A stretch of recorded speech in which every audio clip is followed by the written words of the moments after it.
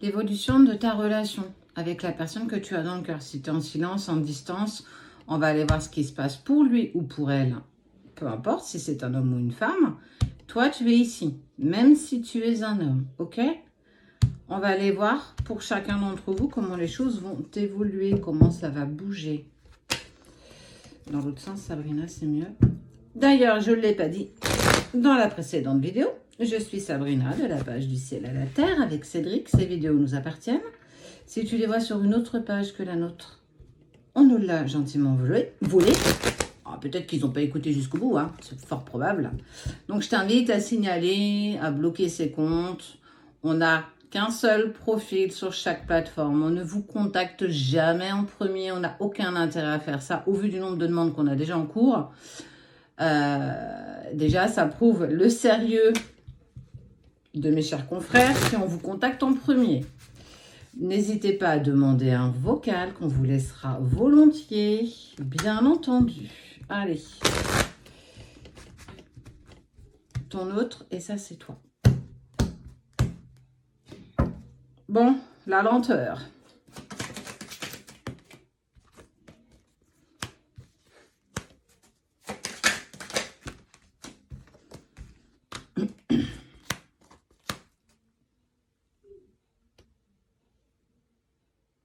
C'est un truc de dingue.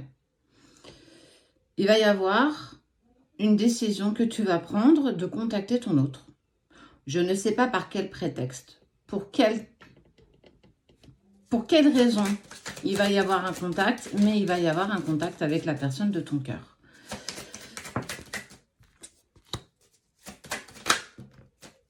Tu vas apprendre des choses qui ne vont pas te faire plaisir. Tu vas apprendre des choses qui ne te font pas plaisir face à la personne de ton cœur. Et ça va te mettre dans une émotion telle que tu ne vas pas peut-être prendre la bonne décision. C'est-à-dire que tu vas le contacter pour avoir les réponses à tes questions. Ça va le rendre malade parce que quelque part, c'est pas véritablement la vérité. Il y a eu des non-dits, c'est presque même des mensonges. J'ai appris que Hector avait fait avec Micheline. Voilà, un truc un peu bizarre. Ça va te monter dans tes gonds et tu vas clairement exploser. Soit il y a une prise de contact par message, soit tu vas l'appeler, soit tu vas le voir. Mais en tout cas, pour moi, il y a une reprise de communication qui ne va pas être très sympathique. Ça va le mettre dans un inconfort et ça va te mettre dans un inconfort. Quelque part, c'est bien, j'ai envie de te dire, parce que c'est comme si vous étiez deux diamants bruts. Mais des diamants, ça a besoin d'être épuré et nettoyé. Chaque fois que tu rentres en collision avec ton autre, tu nettoies une partie de ton diamant pour devenir un diamant pur, pour en fait pouvoir faire un tout. Chaque entrechoc que tu as, ça vous permet de vous épurer, d'enlever une partie que tu n'as pas besoin de garder, que l'autre non plus.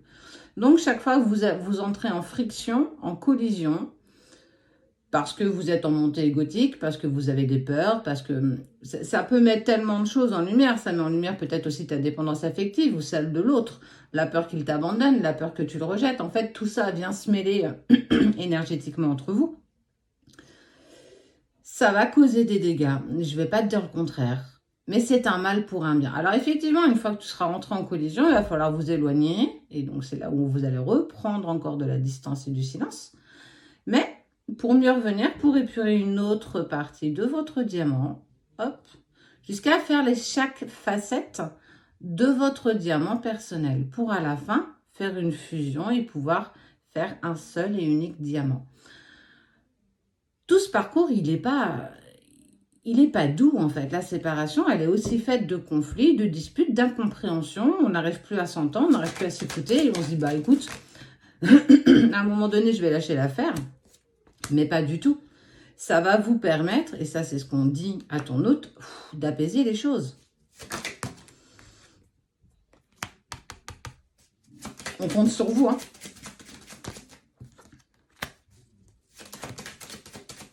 Ça va causer du malheur. Ça va causer du malheur. Ce qui est rigolo, c'est que vous vous épiez l'un et l'autre. Tu fruites. Tu regardes un petit peu ce qu'il met sur les réseaux, quand est-ce qu'il est connecté. Enfin, on voit qu'il y a quand même toujours un petit œil qui est posé sur l'autre, en toute discrétion d'ailleurs. Mais on voit que tu regardes ce qu'il fait, il regarde ce que tu fais. Et c'est pas fait pour vous plaire. On voit bien que ça vous met dans un inconfort tous les deux. C'est plus une question, ça devient une affirmation. Il y a du changement. Et le changement, il va se mettre en place.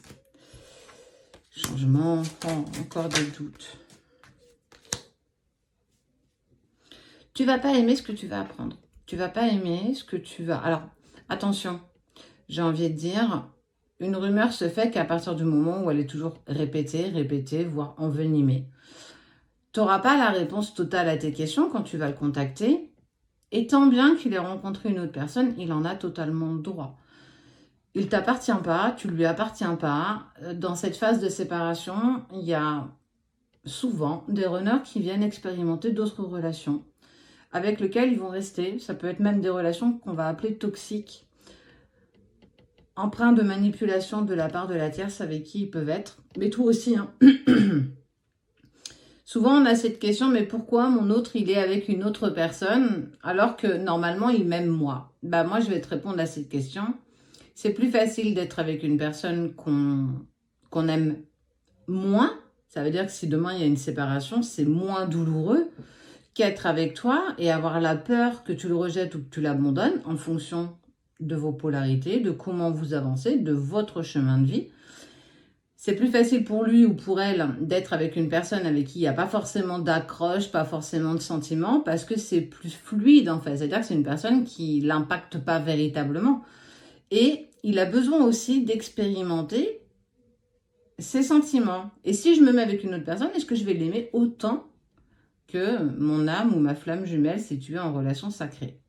Bah clairement non. Mais ça, il a besoin d'en faire son expérience. Tu peux pas le faire à sa place, tu peux pas le coucouner, tu peux pas mettre du coton autour des ongles pour éviter qu'il se fasse mal. Ça, c'est son problème. Alors ouais, il va se casser les dents, ça va pas te plaire, tu vas lui rentrer dedans. Mais parce que c'est encore pour venir épurer ce que vous avez besoin entre vous deux. Et quelque part, remercie chaque entrevue que tu as avec lui, même si ça se passe mal, parce que ça vous permet de travailler ça en profondeur. Il y a des pensées qui sont pour toi. Ça veut dire que là où toi, tu vas devoir faire l'abstraction, c'est entre ce que tu entends et ce que tu vois avec tes vrais yeux. Essayez de ne pas rester focus dessus, écoutez ce qui résonne en toi, écoutez les synchronicités, mais aussi les messages que tes guides essayent de te faire passer par tes rêves ou même dans tes journées. C'est en fait ne pas laisser trop de place à l'ego pour que ton cœur puisse entendre ce qui se passe réellement. C'est là où, du coup, le pouvoir est intense. Ouais, ça va mettre en lumière l'injustice, t'as pas encore fini de travailler, mais de toute façon, vous allez clairement avancer. Il y a quelque chose qui arrive pour vous à partir de l'automne. Regarde, cet automne, tu vas avoir des nouvelles de la personne de ton cœur. Je te parle de ça, là. Parce que même si cette reprise de communication, elle sera douloureuse, elle sera houleuse et que ça va te mettre en travail, toi et lui, c'est quand même une reprise de communication. Même si vous n'allez pas forcément toujours vous écouter, pour moi, c'est le début d'un nouveau chapitre où la communication va quand même pouvoir revenir entre vous. Donc, le message au niveau de votre relation, c'est « Ouais, vous allez entrer en collision, mais c'est un mal pour un bien. » Chaque événement a un sens et il en sort toujours quelque chose de positif.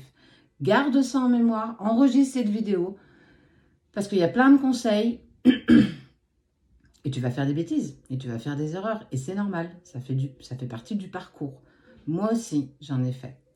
Allez, garde courage.